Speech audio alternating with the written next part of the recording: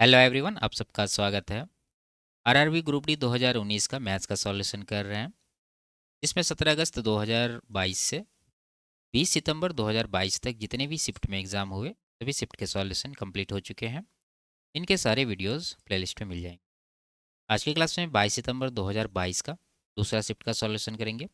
इसका पहला शिफ्ट का वीडियो भी प्लेलिस्ट में मिल जाएगा और इन सबके सॉल्यूशन पहले ही कंप्लीट हो चुके हैं। प्लेलिस्ट में जाकर के वीडियो देख सकते हैं। तो शुरू करते हैं। उससे पहले चैनल पर नया है तो चैनल को सब्सक्राइब कर लीजिए। आगे बढ़ते हैं। पहला सवाल है, वह छोटी से छोटी प्राकृत संख्या ज्ञात कीजिए जिसे 9, 24 और 12 से भाग देने पर प्रत्येक स्थिति में शेषफल 4 प्राप्त होता है, लेकिन 5 से भाग देने पर शेषफल 0 प्राप्त होता है। ठीक है। देखिए, इस सवाल को पढ़ने से पता चल गया कि जो भी आंसर होगा वो 5 का मल्टीपल होगा, क्योंकि ये कह रहा है कि उस संख्या को 5 से डिवाइड करने के बाद शेषफल क्या प्राप्त होता है, 0। अब देखते हैं ऑप्शन। पहला ऑप्शन देखिए तो ये 5 का मल्टीपल नहीं है। अब जानते हैं कि 5 का मल्टीपल होने के लिए क्या जरूरी है, किसी भी संख्या का इकाई अंक या तो 0 होना चाहिए या फिर 5। ऐसा नहीं है पहला ऑप्शन में और ना ही दूसरा ऑप्शन में, तो ये दोनों को हटा देंगे। अब आपके पास दो ऑप्शन है जिसमें इकाई अंक 0 है, यानी ये दोनों 5 के मल्टीपल हैं। अब इन दोनों में कैसे छांटेंगे, देखिए यहाँ से कोई कंडीशन उठा लीजिए। ये कह रहा है कि 9 से जब इसको डिवाइड करते हैं तो शेषफल क्या प्राप्त होता है, 4 होता है, यानी संख्या का डिजिटल सम क्या होना चाहिए, 4 होना चाहिए। या तो आप 9 से डिवाइड करके 4 शेषफल प्राप्त भी कर सकते हैं। देखेंगे तीसरा ऑप्शन में 2, 2, 4, इसका डिजिटल सम है 4, तो ये इसका करेक्ट आंसर होगा। ठीक है। इसका अगर देखें तो 5, 1, 6 हो रहा, ये इसका आंसर नहीं हो सकता। आगे बढ़ते, इसको निम्नलिखित में से किस रूप में व्यक्त किया जा सकता है। ठीक है। तो देखिए, इस सवाल को ऑप्शन से सॉल्व करिए। ऑप्शन को अगर गौर से देखिएगा और ये ब्रैकेट के वैल्यू को ए मान लें और इसको बी मान लें, तो ये आ गया ए स्क्वायर माइनस बी स्क्वायर। और इसी तरीके से सारे ऑप्शन को सेट किया गया है।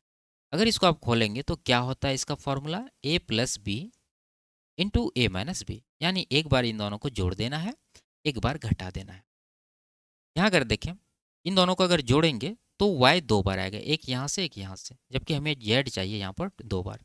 तो z वाला उठाइए, यहाँ पर है और यहाँ पर है। अगर इन दोनों को जोड़ेंगे तो x plus Y plus 2z मिलेगा, यहाँ पर है।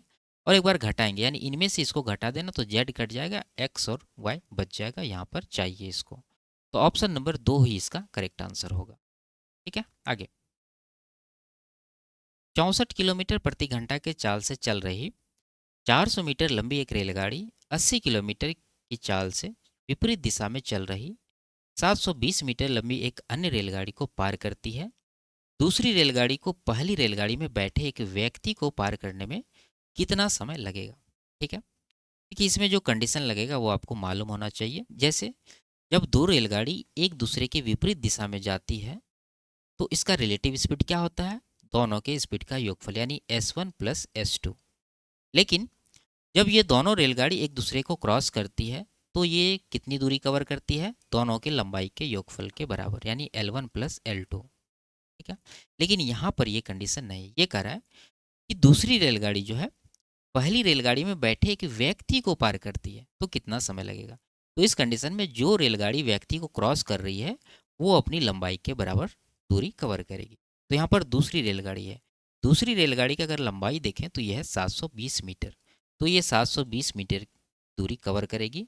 लेकिन इसका रिलेटिव स्पीड क्या होगा, स्पीड होगा दोनों के योगफल के बराबर। ठीक है। क्योंकि दूसरी रेलगाड़ी जो है जब पहली रेलगाड़ी में बैठे व्यक्ति को क्रॉस करती है तो पहली रेलगाड़ी भी अपनी स्पीड से दौड़ रही होती है और उसमें बैठे व्यक्ति भी उसी स्पीड से भाग रहा होगा। ठीक है। तो यहाँ पर दोनों को जोड़ दीजिए, 64, उसके बाद दूसरा का है 80, जोड़ने के बाद ये आएगा 144 किलोमीटर प्रति घंटा। लेकिन यहाँ पर आपको यूनिट देखना है। जैसे ये जो आया है ये मीटर में है और ये जो स्पीड है ये किलोमीटर प्रति घंटा में है, तो इसे हमें क्या करना होगा, 5/18 से गुना करके मीटर प्रति सेकंड में बदलना होगा। तो 5 नीचे रह जाएगा और 18 ऊपर चला जाएगा। तो ये जो टाइम आएगा आपका ये आएगा सेकंड में। ठीक है। कटा लीजिए इसको, 18 से 8 बार में कटेगा, 8 पंजे 40 हुआ, 40 इसको कटा देंगे 18 बार में, तो आंसर कितना आ गया, 18 सेकेंड। यही सवाल का करेक्ट आंसर भी है, ऑप्शन नंबर 4 में दिया गया है। आगे, यदि ए प्लस बी प्लस सी 0 है तो समीकरण ये इसके मूल क्या होंगे। ठीक है। देखिए, अगर समीकरण को गौर से देखिएगा, x को अगर हम लोग 1 कर दें तो ये क्या मिलेगा, x को 1 करने के बाद ये मिल जाएगा a प्लस बी प्लस सी बराबर 0। ठीक है, तो देखिए कौन सा ऑप्शन में x बराबर 1 दे रखा है। ऑप्शन नंबर 2 में देखिए x का एक वैल्यू 1 दे रखा है, दूसरा वैल्यू हमें नहीं देखना है, यहीं से आंसर हमारा मिल गया। ठीक है, तो यही इसका करेक्ट आंसर है। और कंडीशन ये दे रखा था a प्लस बी प्लस सी बराबर क्या होना चाहिए, 0 होना चाहिए, हमें 0 मिल भी गया है। आगे इसका मान क्या है। ठीक है, तो देखिए इसको थोड़ा सा फॉर्मूले पर सोचिए। जैसे यहाँ पर 10 की पावर 6a है, इसको आप क्या लिख सकते हैं, 10 स्क्वायर a का होल क्यूब। उसके बाद यहाँ से 1 ले लीजिए, तो इसका लिख देंगे हम लोग 1 का क्यूब, यानी a cube plus b cube आपको मिल चुका है। इसके आगे क्या चाहिए, 3ab। तो 3 इंटू ए क्या है आपका 10 स्क्वायर a, b क्या है आपका 1 है, तो 3ab मिल गया। यहाँ से आपको ये वाला चला गया वैल्यू 10 स्क्वायर a। अब है सेक स्क्वायर, इसको आप क्या लिख सकते हैं, 10 स्क्वायर a प्लस का 1। ठीक है, फॉर्मूला होता है। तो ये वैल्यू अगर आप देखिएगा तो ये a cube plus b cube plus 3ab into a plus b मिल चुका है। तो इसको हम लोग लिखेंगे 10 स्क्वायर a प्लस 1 का होल क्यूब। और 10 स्क्वायर a प्लस 1 क्या होता है, सेक स्क्वायर a। इसका अगर आप क्यूब करिएगा तो ये मिलेगा सेक की पावर 6a। यही आपका आंसर भी होगा, ऑप्शन नंबर 3 में दिया गया है। आगे समीकरण ये है, इसके लिए विविक्तर का मान क्या होगा। ठीक है, कि पहले इसको गुना करना होगा। अगर इसको देखें तो ये है a प्लस बी और ये है a माइनस बी, यानी ए स्क्वायर माइनस बी स्क्वायर होगा। तो x का स्क्वायर माइनस 4 का स्क्वायर 16 बराबर 0, ये आपका वैल्यू आया। इसमें अगर डिस्क्रिमिनेंट हमें निकालना है तो क्या होता है formula, B square minus 4ac। यहाँ पर वैल्यू रखिए, b क्या है, यानी x वाला टर्म तो है नहीं, तो x का गुणांक यहाँ 0 हो जाएगा। तो ये b आ गया आपका 0 माइनस 4ac। 4 इंटू ए क्या है, एक्स स्क्वायर का गुणांक 1 है, इंटू सी क्या है माइनस का 16। इसको जब कैलकुलेट करेंगे तो माइनस माइनस प्लस में 16 चौके 64 इसका आंसर होगा, ऑप्शन नंबर 4 में दिया गया है। आगे 128 को इस प्रकार दो भागों में विभाजित किया जाता है कि एक भाग दूसरे भाग का 3 गुना हो जाता है। तो बड़ा वाला भाग क्या होगा। ठीक है, देखिए कह रहा है एक भाग दूसरे का 3 गुना, तो हम लोग क्या करेंगे, दूसरे भाग को 1 यूनिट मानेंगे, तो पहला भाग कितना आएगा 3 आएगा। दोनों को जोड़ के कितना हो रहा है 4, जबकि यहाँ पर दोनों का जोड़ कितना है 128। तो ये हो जाएगा 128 के बराबर। ये कितना गुना हो रहा है, 4 तिया 4 दूना, यानी 32 गुना। क्या पूछ रहा है, बड़ा वाला भाग यानी 3 यूनिट का वैल्यू निकालना है। तो इसका भी 32 गुना करेंगे तो 32 तिया 96 इसका आंसर होगा, ऑप्शन नंबर 3। आगे एक पंक्ति की माध्य लंबाई ज्ञात कीजिए, जबकि 10 पंक्तियों की लंबाइयाँ नीचे दी गई है। ठीक है, तो माध्य निकालना तो सबको जोड़ना पड़ेगा।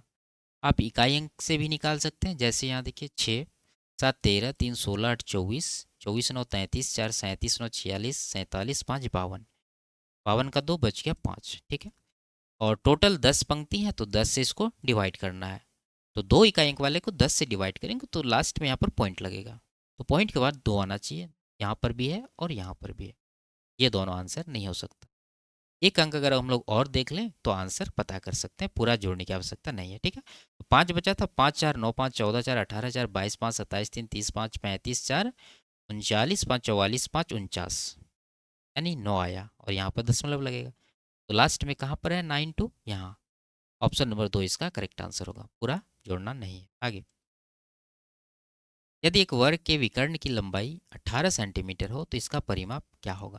देखिए वर्ग का जो विकर्ण होता है वो क्या होता है, √2a, जो कि है 18।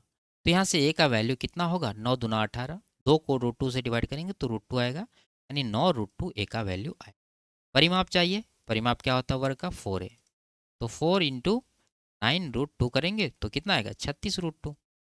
तो 36 √2 इस सवाल का करेक्ट आंसर है, ऑप्शन नंबर 3 में दिया गया। आगे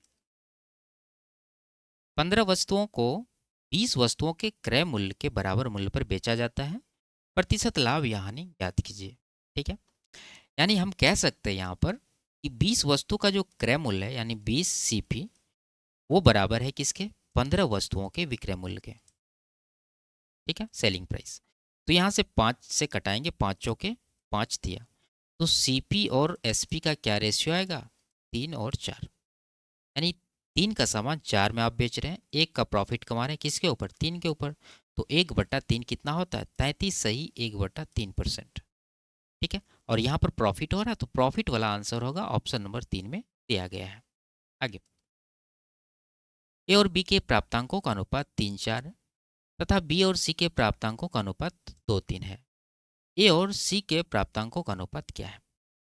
तो पहले बैलेंस करना होगा। देखिए, यहाँ पर ए और बी का दे रखा है 3:4, यानी बी यहाँ पर 4 यूनिट है, और इसमें बी और सी दे रखा है और यहाँ पर बी जो है वो 2 यूनिट है। तो यहाँ 4 है, यहाँ 2 है, तो इक्वल नहीं है। तो आप क्या करिए, इसको 2 से गुना कर दीजिए, तो ये बन जाएगा 4:6। अब देखिए, यहाँ पर 4 है और यहाँ पर भी 4 है, बैलेंस हो चुका है। क्या चाहिए हमें? A/C चाहिए। तो ए का वैल्यू यहाँ से उठा लीजिए 3, और सी का वैल्यू यहाँ से उठा लीजिए 6। 3:6, 3 से कटाएंगे, 3 1 3, 3 दूना 6, तो 1:2 इसका आंसर होगा, ऑप्शन नंबर 3। आगे, इसको सरल करना है। देखिए, है 1/512, उसका पावर है माइनस में 2/3। उसी तरह यहाँ पर 1/64 की पावर माइनस का 4/3। तो आप देख रहे हैं कि दोनों के पावर में माइनस लगा है। तो माइनस अगर पावर रहता है तो क्या होता है? ये उलट जाता है। तो 1/512 उलट जाएगा, तो ये केवल 512 रह जाएगा। ठीक है, एक नीचे आएगा तो उसका कोई मायने नहीं। तो 512 को आप क्या लिखेंगे? यहाँ देखिए, फ्रैक्शन के नीचे क्या है? 3 है, तो इसको ऐसी संख्या के पावर 3 में लिखना होगा कि ये 3 एलिमिनेट हो जाए। तो ये 8 का क्यूब जो है 512 होता है, तो आप इसको लिखेंगे 8 की पावर 3, और इस पर पावर पहले से माइनस का 2/3 था, तो ये 2/3 रह जाएगा। माइनस के बदले हम लोग क्या किए? इसको उलट दिए। उसी तरह दूसरे को वाले को भी कर देंगे। ये 64 है, यहाँ देखिए 3 है, तो इसको पावर 3 में लिखना होगा, तो आप 4 की पावर 3 इसको लिखेंगे, और ये 4/3 प्लस में रह जाएगा क्योंकि माइनस के लिए हम लोग इसे उलट दिए हैं। तो ये देखिए 3 3 कट गया, यहाँ पर भी 3 3 कट गया, क्योंकि इन दोनों में क्या गुना का संबंध होता है। तो 8 का स्क्वायर 64 हो गया, और नीचे क्या हो जाएगा? भाग में 4 का पावर 4, यानी ये हो जाएगा 256। 64 1 का 64, 64 से 4 बार में कटेगा, तो 1/4 आपका आंसर होगा, ऑप्शन नंबर 2 में सही है। आगे, श्रम शक्ति में कमी के कारण एक कारखाने का उत्पादन 30% घट जाता है। मूल उत्पादन को बहाल करने के लिए कार्य घंटों में कितने प्रतिशत की वृद्धि की जानी चाहिए? ठीक है, देखिए, कारखाने का उत्पादन 30% घट जाता है, इसका फ्रैक्शन क्या होता है? 3/10, यानी पहले अगर 10 यूनिट का उत्पादन था तो बाद का उत्पादन कितना होगा? 3 कम होगा, यानी 7 यूनिट का होगा। और ये कमी किस वजह से आया है? श्रम शक्ति में कमी के कारण। ठीक है, अब इसे क्या करना? मूल उत्पादन को बहाल करना, यानी जितना उत्पादन पहले हो रहा था उतना उत्पादन अब भी करना है। तो क्या करना होगा? तो जो बचे हुए लेबर हैं उससे ज़्यादा देर तक काम करवाना होगा, और वो कार्य घंटा किस रेशियो में बढ़ेगा? इसके उल्टे अनुपात में, यानी यहाँ 10 से 7 हुआ तो यहाँ पर 7 से 10 होगा। अब जाके आप देख सकते हैं कि 10 सत्ते 70, और इधर भी 10 सत्ते 70, उत्पादन दोनों तरफ सेम है। तो यहाँ पर किस रेशियो में आप बढ़ाएं? 3 बढ़ा है 7 के ऊपर, तो 3/7, ये कितना परसेंट होगा? 1/7 कितना होता है? 14 सही 2/7%। तो इसका 3 गुना कर देना है। ठीक है, तो ये हो जाएगा 42 सही 6/7%। ऑप्शन नंबर 1 में सही आंसर दिया गया है। आगे, यदि किसी चतुर्भुज के विकर्ण परस्पर समकोण पर समद्विभाजित होते हैं तो वह चतुर्भुज क्या होता है? ठीक है, सिंपल सा है, समचतुर्भुज होता है, आप जानते हैं। ठीक है, आप समझ भी सकते हैं, जैसे ये एक समचतुर्भुज है, इनके दो विकर्ण हैं, एक तो ये और दूसरा ये। तो इसमें क्या होता है कि जैसे ये विकर्ण है तो दूसरे विकर्ण को ये बराबर भाग में बांटेगा। ठीक है, और दूसरा विकर्ण पहले विकर्ण को बराबर भाग में बांटेगा, और ये एंगल जो होता है ये क्या होता है? समकोण होता है। तो ये समचतुर्भुज में ऐसा कंडीशन होता है। ठीक है, तो आप इसे याद रखें। आगे बढ़ते हैं। ए बी सी डी एक चतुर्भुज है और ई एफ जी और एच क्रमशः A B B C C D और डी ए के मध्य बिंदु है। चतुर्भुज ई एफ जी एच अनिवार्यता क्या है? ठीक है, तो कोई भी चतुर्भुज रहे और उनके भुजाओं के मध्य बिंदु को मिलाने से जो डायग्राम तैयार होता है वो क्या होता है? वो एक समांतर चतुर्भुज होता है। आप इसे याद रखें। आप ऐसे कोई भी चतुर्भुज बना लीजिए, जिस तरह का आपको मर्जी है उसका मान लीजिए ये इसका मध्य बिंदु है, इसका ये है, इसका ये है और इसका ये है। अगर इसको हम लोग मिला दें इस तरह से, मिलाने से जो चतुर्भुज तैयार हो रहा है ये कौन सा चतुर्भुज है? ये एक समांतर चतुर्भुज है। तो ऑप्शन नंबर ए इसका करेक्ट आंसर होगा। आगे, तालिका का अध्ययन करना है और सवाल का आंसर देना है। सवाल में कह रहा है सभी परिवारों की कुल संयुक्त बचत ज्ञात कीजिए। बचत बराबर होता है कुल आय माइनस सभी व्ययों का योग। तो यहाँ पर परिवार है आपका ABCDE और इनका आय यहाँ दे रखा है और ये चारों इनका खर्च है। तो निकाल लेते हैं। देखिए, एक अगर देखें तो टोटल आय इसका 50,000 है, जिसमें ये 15% यहाँ पर खर्च कर रहा है, 18% यहाँ पर, 10% यहाँ पर, 7% यहाँ पर। टोटल कितना हो गया? 15, 18, 33, 10, 43, 7, 50%। यानी ए का खर्च 50% हुआ तो ये बचत कितना करेगा? 50%, क्योंकि आय 100% होगा, इसमें 50 उधर तो 50 इधर। 50,000 का आधा ये हो जाएगा 25,000। तो ये आ गया ए का बचत। उसी तरह बी का भी निकालेंगे। 20, 14, 34, 8, 42, 8, 50, इसका भी खर्चा 50%, तो बचत होगा इसका 50%। 65,000 का आधा ये हो जाएगा 32,500 बी का। सी का 18, 20, 38, 46, 14 ये हो गया 60%, तो इसका बचत होगा 40%। तो 33,000 का 40% कितना? 33 चौके 132 पर 2 जीरो यानी 13,200 आएगा सी का बचत। डी का निकालें तो 25, 10, 35, 11, 46, 4, 50, 50% खर्चा तो इसका बचत 50% होगा। 55,000 का आधा ये हो जाएगा 27,500। ई का निकालें तो 30, 20, 50 और इधर भी 70% इसका खर्च है, तो 30% बचत होगा। तो 90,000 का 30% ये हो जाएगा 27,000। ई का सबको जोड़िए, टोटल मिल जाएगा आपको। यहाँ पर जीरो हो गया, यहाँ पर भी जीरो। 5, 2, 7, 5, 12, लास्ट में 200 आना चाहिए, 2 ऑप्शन है। 5, 1, 6, 2, 8, 3, 11, 7, 18, 7, 25 यानी लास्ट में 5200 यहाँ पर है। ऑप्शन नंबर 2 इसका करेक्ट आंसर। आगे, इसको P/Q के रूप में व्यक्त करना है। सिंपल सा है।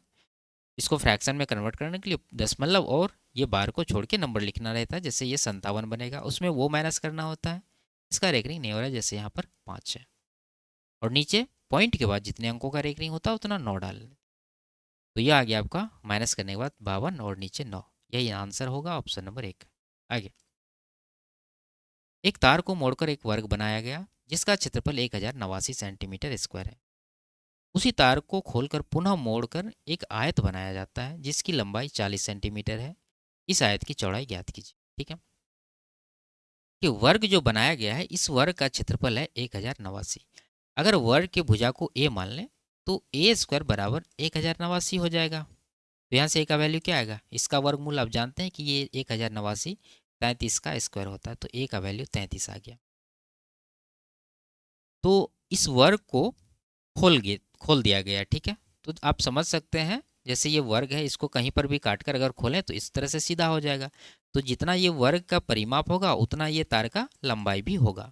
यानी हम कह सकते हैं कि यहाँ से 4a बराबर 33 गुना 4 ये हो जाएगा कितना? 132 सेंटीमीटर। यानी ये वर्ग का परिमाप या फिर ये तार की लंबाई 132 सेंटीमीटर होगा। अब इन्होंने क्या किया कि इसी तार को फिर से मोड़कर एक आयत बनाया। जब आप आयत बनाएंगे तो इस तरह से ये बन जाएगा। अब इसमें लंबाई ये 40 दे रखा है, तो चौड़ाई हमसे पूछा जा रहा है। अब जानते हैं कि इस तार को मोड़कर जब आयत बनाएंगे तो ये आयत का परिमाप और ये तार की लंबाई भी बराबर होगा। ठीक है, यानी ये आयत का परिमाप कितना हो जाएगा? 132। अगर ये परिमाप को 2 से हम डिवाइड कर दें तो क्या हो जाएगा? लंबाई प्लस चौड़ाई मिलेगा। ठीक है, L प्लस बी कितना? डिवाइड करने के बाद 66। इसमें लंबाई आपके पास 40 है तो चौड़ाई कितना होगा? 26 होगा, तब जाके 40, 26, 66 होगा। तो चौड़ाई 26 होगा और यही हमसे पूछा जा रहा है। ऑप्शन नंबर 3 इसका करेक्ट आंसर होगा। ठीक है, अब जानते हैं कि आयत की परिमाप क्या होता है? 2 इंटू लंबाई प्लस चौड़ाई। यानी कहने का मतलब है कि जब हम परिमाप को 2 से डिवाइड कर दें तो लंबाई प्लस चौड़ाई मिल जाएगा। ठीक है, वही चीज़ हम लोग यहाँ पर डायरेक्ट कर दें। आगे, एक आयत का विकर्ण 26 सेंटीमीटर, इसका परिमाप 68 सेंटीमीटर है, इसका क्षेत्रफल ज्ञात कीजिए। ये समझिए ये एक आयत है जिसमें लंबाई मान लेते हैं L है, चौड़ाई B है। अगर ये L है, ये B है और आप जानते हैं कि ये समकोण होता है तो इसका विकर्ण कितना होगा? ये विकर्ण हो जाएगा √√2 L square plus B square Pythagoras से। तो विकर्ण हो गया यहाँ पर 26 और यहाँ पर ये, तो इन दोनों को बराबर करिए। यहाँ पर नहीं, हम लोग लिख सकते हैं L square plus B square बराबर क्या, 26 का स्क्वायर यानी 676। इसका रूट हटा दिए, यहाँ पर स्क्वायर कर दिए। और इनका परिमाप है 68। परिमाप को अगर 2 से डिवाइड कर दें तो एल प्लस बी मिलेगा, तो यहाँ पर हम लोग लिखेंगे एल प्लस बी बराबर कितना, डिवाइड करने के बाद 34। ये दो चीज़ आपको प्राप्त है। क्या चाहिए, क्षेत्रफल। क्षेत्रफल मतलब क्या, एल बी। तो यहाँ से फॉर्मूला लगाइए। इसका अगर हम लोग स्क्वायर कर दें तो क्या मिलेगा, L square plus B square, जिसका वैल्यू दिया है 676। उसके बाद 2LB लिख देंगे बराबर। इसका जब स्क्वायर करेंगे यानी इसको जो है दोनों तरफ हम लोग क्या कर दिए हैं, स्क्वायर कर दिए हैं। तो 34 का स्क्वायर होता है 1156। ये इस तरफ जाएगा माइनस हो जाएगा, तो 2LB बराबर कितना हो जाएगा, ये 0 और 15 में से 7 घटा 8 और यहाँ पर 4, 480। 2 से कटाएंगे ये आएगा 240। LB का वैल्यू निकालना था, वही चीज़ हम लोग यहाँ निकाले हैं 240। यही इसका आंसर भी होगा। आगे, इस यात्रा का एक तिहाई हिस्सा 25 किलोमीटर प्रति घंटा के चाल से तय किया जाता है। यात्रा का एक चौथाई हिस्सा 30 किलोमीटर प्रति घंटा के चाल से और शेष यात्रा 50 किलोमीटर प्रति घंटा के चाल से तय की जाती है। पूरी यात्रा के लिए औसत चाल ज्ञात कीजिए। ठीक है, पहले आप यात्रा का रेशियो निकाल लीजिए, इन्होंने किस रेशियो में यात्रा किया। जैसे ये कह रहा है एक तिहाई और उसके बाद ये एक चौथाई। एक तिहाई मतलब 1/3, एक चौथाई मतलब 1/4। तो नीचे दोनों में 3 और 4 आया, तो दोनों का गुणनफल 12 यूनिट मान लेंगे। टोटल इन्होंने डिस्टेंस कवर किया, जिसमें 3 पार्ट में इन्हें कवर किया। तीनों पार्ट क्या होगा, पहला एक तिहाई, तो 12 का एक तिहाई कितना, 4 आएगा। उसके बाद दूसरा हिस्सा यात्रा का एक चौथाई, तो 12 का एक चौथाई कितना होगा, 3 होगा। उसके बाद बचा लास्ट में कितना, 12 में से 4 3 7 इधर आ गया, तो बचा 5 यूनिट लास्ट वाला। तो इस रेशियो में इन्होंने यात्रा कवर किया। अब लिखते हैं चाल। पहला यात्रा का चाल है 25, दूसरा का है 30, तीसरा है 50। तो मान लेंगे एलसीएम इसका टोटल डिस्टेंस कितना हो जाएगा, सबका एलसीएम हो जाएगा आपका 150। डिवाइड करेंगे इसको, 25 से 6 बार में जाएगा, 30 से 5 बार में जाएगा और 50 से 3 बार में जाएगा। अब आपको लिखना है ये दूरी का रेशियो क्या था, 4:3:5। अब क्या निकालना है, एवरेज स्पीड। एवरेज स्पीड बराबर क्या हो जाएगा, पहले तो ये 150 गुना ये चारों रेशियो को जोड़कर लिखिए, 4 3 7 5 12। और नीचे क्या हो जाएगा, सबको एक एक करके गुना करेंगे। जैसे यहाँ पर 6 चौके 24 हुआ, यहाँ पर 5 दिया 15 हुआ, प्लस के बाद 15 देंगे, फिर प्लस के बाद 3 बचे 15 देंगे। अब डिवाइड करेंगे। ठीक है, तो ये रहने दीजिए 150 गुना 12, नीचे आ जाएगा 30 + 24 कितना, 54। कटाएंगे इसको, 6 से 2 बार में, 6 से 9 बार में, 3 से 3 बार में, 3 से 50 बार में। तो 50 दूना 100/3 आया।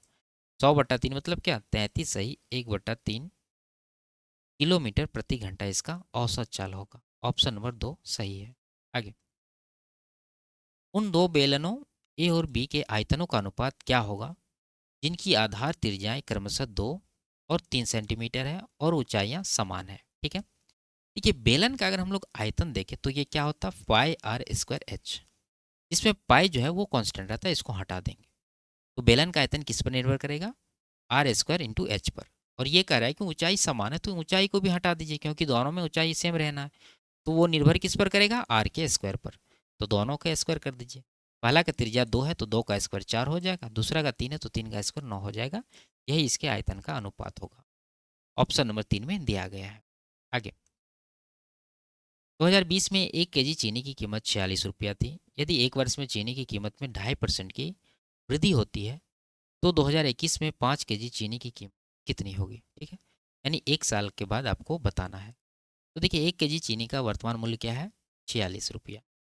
और ये वृद्धि कितना होगा, 1 साल का बात है तो 1 साल में 2.5% का वृद्धि। इसका फ्रैक्शन लिखिए 1/40 होता है, यानी 40 पर 1 का वृद्धि, तो वैल्यू क्या बन जाएगा, 41/40। तो ये वैल्यू आएगा 1 किलो चीनी का 2021 में। लेकिन ये 5 किलो का पूछ रहा है, तो आगे 5 से गुना कर दीजिए, आंसर आ जाएगा। ठीक है, कटाइए इसको, 5 से 8 बार में, 2 से कटेगा, 2 से 4 बार में, यहाँ पर 2 से 23 बार में, 4 से इसको कटा देंगे, 4 दाई 40 और 25 आएगा। कितना आएगा, 23 दाई 230। और यहाँ पर 23 का एक चौथाई लगभग ये कितना आएगा, 5.75। तो ये 235.75 इसका आंसर होगा। आप गुना कर सकते हैं। जैसे पहले आपको पूर्णांक में गुना करना, 230 होगा, और इससे थोड़ा सा ज़्यादा, क्योंकि यहाँ पर दशमलव में आपको गुना करना है 23 से 0.25 का, तो ये आ गया कितना, 5.75। दोनों को जोड़ेंगे तो 235.75 आएगा। आगे, वनराज की आयु उसके पुत्र की आयु की 3 गुनी है। उसकी पुत्री की आयु उसके पुत्र की आयु से 3 वर्ष कम है।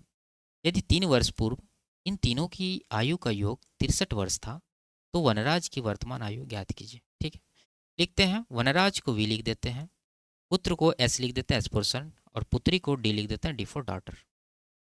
अब ये क्या कर रहा है, वनराज जो है अपने पुत्र का 3 गुना है। ठीक है, तो पुत्र यानी सन को मान लेंगे x, तो वनराज कितना होगा, 3x।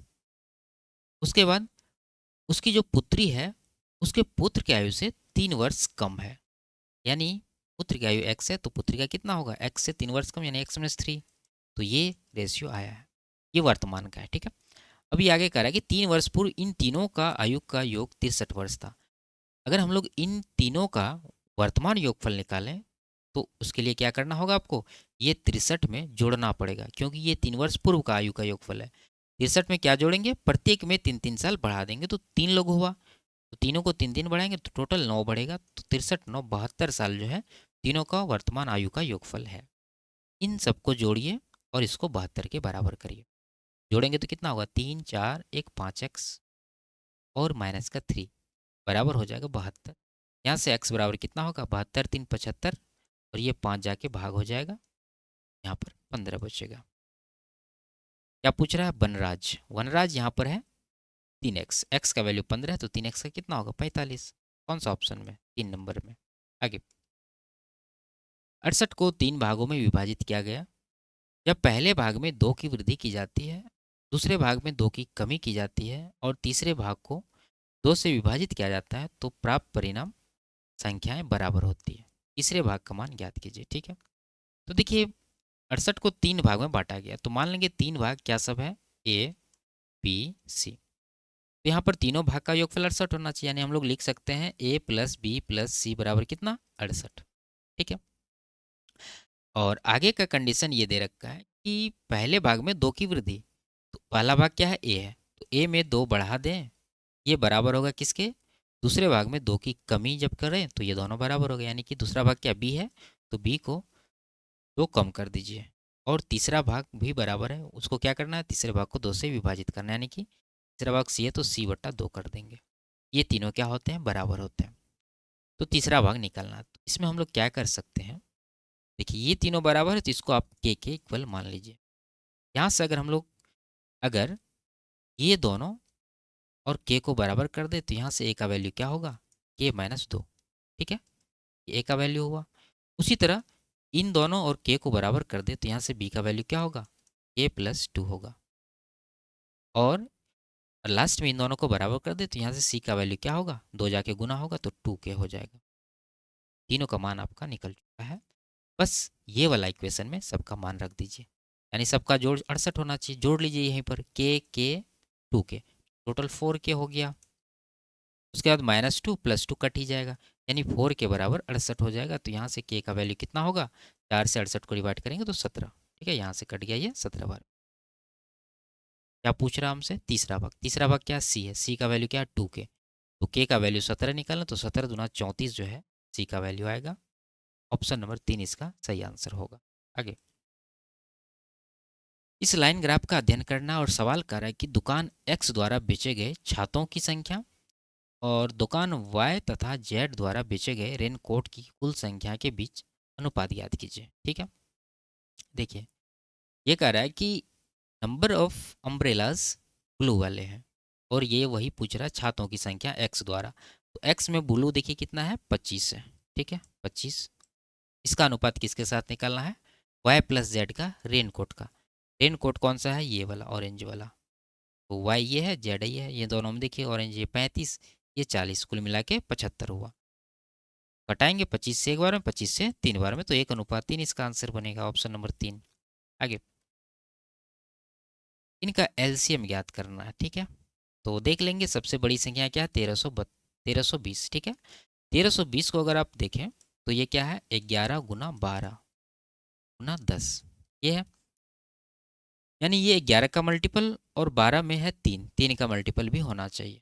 ऑप्शन देखिए, पहला ऑप्शन 8 1 9 3 का मल्टीपल है, लेकिन ये 11 का मल्टीपल नहीं, हटाइए। ये 11 का मल्टीपल है लेकिन 1 1 2, ये 3 का मल्टीपल नहीं, हटा देंगे।